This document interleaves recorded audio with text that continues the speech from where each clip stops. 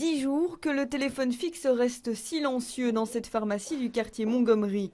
Une panne très vite handicapante pour répondre aux demandes des clients. La semaine passée, quand je suis venue travailler, quand on passait des appels, il y avait du brouhaha sur la ligne, si je veux dire ça comme ça.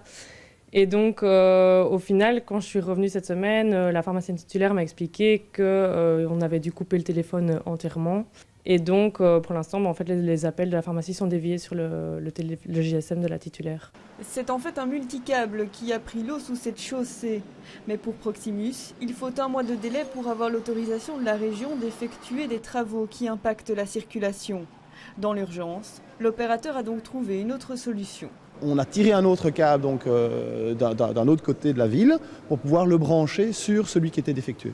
Qu'est-ce que les ouvriers sont en train de faire maintenant? Alors pour l'instant, on va dire qu'il y a 250 paires de cuisses, donc 500 petits câbles, qui sont en train de souder les uns avec les autres. Donc à partir de ce matin, cette équipe de jointeurs, donc ces petites soudures sont en train d'être effectuées. Au fur et à mesure que ces soudures vont être faites, chaque client va être réactivé et va pouvoir être reconnecté. Une reconnexion qui soulage notamment le collège et la communauté Saint-Michel, privés eux aussi de téléphone pendant plus d'1 semaine. Maintenant, ça a l'air stable, les transferts internes se passent aussi.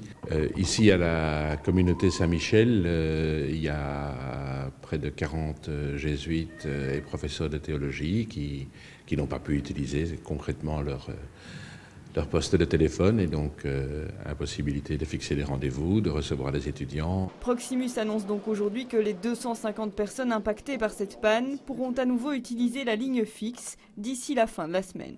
Michel, bonjour.